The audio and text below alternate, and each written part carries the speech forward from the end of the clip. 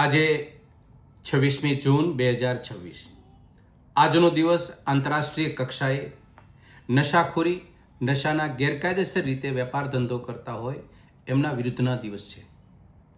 આ દિવસે આપણે સૌ સંકલ્પબદ્ધ બનીએ કે આપણે વ્યસનોથી દૂર રહીએ અને નશા મુક્ત સમાજનું નિર્માણ થાય એમાં આપણું યોગદાન આપીએ. ગુજરાત અને ગાંધીજી એને જુદા ન પાડી શકાય. આ ગાંધીનું ગુજરાત છે. વ્યસનો અને ગાંધીના ગુજરાત સાથે વિરોધાભાસ છે. આઝાદીથી લઈને આજ તારીખ સુધી છેલ્લા 25 વર્ષ બાદ કરતા ગુજરાતની ભૂમિ ઉપર દારૂ, ડ્રગ્સ કે એનું સામ્રાજ્યને અંશતઃ પણ જગ્યા નહોતી. દુર્ભાગ્ય આપણા સૌનું છે કે આજે ઉડતા ગુજરાત અને ડ્રગ્સ લેન્ડિંગ હબ આ ગાંધીના ગુજરાતને સિમ્બોલિક તરીકે એની ઓળખ મળી ગઈ છે. કમનસીબ બાબત એ છે કે ખાસ કરીને છેલ્લા 10 વર્ષની અંદર ગુજરાતની ભૂમિ ઉપર 1 લાખ કિલોગ્રામ કરતાં વધુ ડ્રગ્સ સરકારી દફતરે પકડાયું. અને કેટલું એનું સેવન થયું, કેટલી યુવાનીઓ બરબાદ થઈ, એનો આંકડો સરકાર પાસે નથી. એ આપણે કલ્પના કરી શકીએ એમ છે. આજે ગુજરાતમાં 20 લાખ લોકો ડ્રગ્સનું સેવન કરે છે અને લાખો લોકો આજે દારૂ બેફામ પીવે છે. એમાં 1,85,000 તો મહિલાઓ ડ્રગ્સનું સેવન લે. કરોડો રૂપિયાના ડ્રગ્સના વેપાર ધંધા ફૂલ્યા ફાલ્યા છે. 2 પ્રકારની સૌથી મોટી ખરાબી એને આ ગુજરાતની ભૂમિ ઉપર આને લઈને થાય છે. એક, યુવાધનની બરબાદી. બેરોજગાર યુવાનોને એક નશાનું એક સાધન આ સરકારે સામેથી પીરસી દીધું, કારણ કે એને રોજગારી ના આપી શકી. અને બીજી બાજુ ગાંધીના ગુજરાતની આપણે ઓળખ ગુમાવી ચૂક્યા છીએ. વિશેષ ઉડતા ગુજરાત અને ડ્રગ્સ લેન્ડિંગ હબ તરીકે તો ખરું જ, પણ આજે સરકારી તંત્ર કેટલું નિર્માલ્ય છે કે ખેતરોમાં ગાંજાના વાવેતર થાય છે ખુલ્લેઆમ. ફેક્ટરીઓમાં ડ્રગ્સનું પ્રોડક્શન થાય છે. 3 રાજ્યના સીમાડાઓ ખુલ્લા છે. જેટલા પણ પોર્ટ છે એ પોર્ટના દરવાજા પણ ખુલ્લા છે. દેશમાંથી વિદેશમાંથી ગમે ત્યારે ડ્રગ્સ ઉતરે છે અને આ રાજ્યના લોકો એ ડ્રગ્સનું સેવન કરવા માટે પેડલર અને ડ્રગ્સ માફિયાઓ એની જાળ બરાબર આ ગુજરાત ઉપર બિછાવેલી છે. 2600 પેડલર સરકારી દફતરે નોંધાયા, એના ઉપર પોલીસ ફરિયાદ થઈ. પણ શ્રીમાન હર્ષ સંઘવીની પોલીસ એક પણ ડ્રગ્સ માફિયાને છેલ્લા 10 વર્ષની અંદર જેલના સળિયા પાછળ ધકેલી શકી નથી. આ બતાવે છે કે ગુજરાતની સરકાર ડ્રગ્સ અને ડ્રગ્સ માફિયાઓએ બનાવેલું નેટવર્ક તોડવામાં કેટલી ગંભીર છે. શ્રીમાન હર્ષ સંઘવી ગુજરાતના ગૃહમંત્રી છે અને નાયબ મુખ્યમંત્રી પણ છે. એ હંમેશા પોતાની વાક સટા ઉપરથી અને કોઈની વાત મૂકે ત્યારે એમાં એક વાત નીતરતી હોય છે કે એ સુપર સીએમ બની અને વાત મૂકતા હોય છે. એમનું હોમ ટાઉન સુરત છે. હજી 3 મહિના નથી થયા, સુરતની અંદરથી 3,146 કિલોગ્રામ ડ્રગ્સ પકડાયું, 16 કિલોગ્રામ ગાંજો પકડાયો.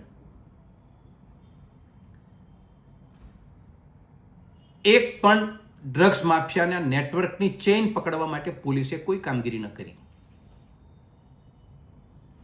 આ સંકેત આપે છે કે ડ્રગ્સ માફિયાઓનું જે નેટવર્ક છે એ બિહાફ ઓફ ગુજરાત પોલીસ છે અને ગુજરાતના શ્રીમાન હર્ષ સંઘવીની નિગરાનીમાં છે. રાજસ્થાનના અમારા યશસ્વી મુખ્યમંત્રી અશોક ગેહલોતજીએ ગુજરાતમાં એક મીડિયા સમક્ષ વાત મૂકી હતી કે ગુજરાતમાં દારૂ શેરીએ શેરીએ વેચાય છે ગામડામાં. ભાજપાની મુખ્યમંત્રીથી લઈને ભાજપાનો કાર્યકર્તા ઉછળકૂદ કરવા માંડ્યો હતો. આજે અમે એનાથી આગળ કહીએ છીએ કે દારૂની રેલમ સેલમ તો ખરી, પણ ડ્રગ્સ પણ ગલીએ ગલીએ આજે ઘૂસી ગયું છે due to drugs mafia behalf of ભાજપાની સરકાર. આજનો દિવસ આપણને એક ખૂબ ગંભીર બાબતનો દિશાનો અને ઈશારો કરે છે કે ગુજરાતમાં જે પરિસ્થિતિનું નિર્માણ અત્યારે થઈ રહ્યું છે અને ઘટનાઓ ઘટી રહી છે અને જે રીતે નેટવર્ક બેઝ માફિયાઓએ ડ્રગ્સ યુવાનોના ખીચા સુધીના મગજ સુધી પહોંચાડ્યું છે, એ આવનારા ટૂંકા ભવિષ્યની અંદર ખૂબ મોટી ખરાબી આ ગુજરાતને ભાગે સોંપી શકે છે. એને અટકાવ કહેવા માટેનો એકમાત્ર મુદ્દો છે કે રાજ્યની 6.5 કરોડની જનતા જાગૃત બને. સરકાર જાગૃત છે માફિયાઓ તરફી. ગુજરાતની 6.5 કરોડની જિંદગી બરબાદ થાય એમાં કોઈ ગંભીર નથી. જે રાજ્યના ગૃહમંત્રી ઠાવકાઈથી નાની નાની બાબતોને મીડિયા સમક્ષ મૂકે છે, તો દારૂ અને ડ્રગ્સનું નેટવર્ક તોડવામાં ગુજરાતની પોલીસ કેમ સફળ થતી નથી? 26મી જૂન 2026 ઇતિહાસ માટે, કાયમના માટે વર્તમાન સ્થિતિનો જે નજારો છે ગુજરાતની ભારતીય જનતા પાર્ટીએ ગુજરાતને ભેટ આપેલો. એ વિકરાળ પરિસ્થિતિ સર્જાઈ પહેલા થોભો અને રૂકજાઓ એને અટકાવવા માટેનો ખૂબ મોટો મોકો ગુજરાતની જનતા પાસે છે. અને ગુજરાતની જનતા જ આ વસ્તુ અને આ નેટવર્ક બેઝ જે પરિસ્થિતિનું નિર્માણ થયું છે એ અટકાવી શકશે. નિર્માતા ભારતીય જનતા પાર્ટી છે, ઇન્સ્ટ્રુમેન્ટ છે એ માફિયાઓ છે. કારણ કે માફિયાઓ પેદા કરનાર ભારતીય જનતા પાર્ટી છે. કોની પાસે અપેક્ષા રાખશો તમે? માફિયાઓ પાસે કે ભાજપા પાસે? એટલે 26મી જૂન 2026 નશાખોરી, નશાના ગેરકાયદેસર વેપાર કરતા હોય એવાના વિરુદ્ધનો આ દિવસ છે. એ દિવસે આપણે સૌ ગંભીરતાથી વિચારીએ કે આપણા ઘર સુધી આ દારૂ અને ડ્રગ્સના માફિયાઓ ન પહોંચી જાય અને આપણા બાળકોના જીવન બરબાદ ન કરી નાખે. ભારતીય જનતા પાર્ટીને, કોંગ્રેસને, નેતાઓને બહુ દૂરની વાત કરી રહ્યો છું, બહુ દૂરની વાત. કોઈ બચી શકે એમ નથી. પ્રાથમિક શાળા અને માધ્યમિક શાળા સુધી ડ્રગ્સ અને દારૂ પહોંચી ગયા છે. બચવું હોય કે આપણે બાળકોને બચાવવા હોય તો એકમાત્ર મુદ્દો છે ભારતીય જનતા પાર્ટીની મનસા, એની ચાલ. માફિયાઓ લાભાર્થી બની અને ભાજપાના સચિવાલય સુધી પહોંચી ગયા છે. એ બંનેનો સંયુક્ત ઓપરેશનના ભાગે આપણા બાળકોનું જીવન બરબાદ થઈ રહ્યું છે. અને આ જીવન બરબાદ કરવા માટે કોઈ બીજું જવાબદાર નથી. મહાત્મા ગાંધીજીનું ગુજરાત છે, એ ગુજરાત આજે મહાત્મા ગાંધીજીનું બચ્યું નથી. એનું કારણ પણ આ મુદ્દો છે. એટલે આ દિવસ માટે આપણે સૌ વ્યસનથી મુક્ત રહીએ, સમાજની અંદર નશાખોરી વાતાવરણને નશ્યત કરીએ, સમાજને પણ વ્યસન મુક્ત બનાવીએ, એ દિશામાં આપણે જાગૃતિ દાખવીએ અને આવી સમસ્યાઓથી પીડાતા લોકો છે વ્યસનથી, એ લોકોને પણ જાગૃત કરીએ અને ફરી આમાંથી એ બહાર નીકળે એવા પ્રયત્ન આપણે સૌ કરતા રહીએ.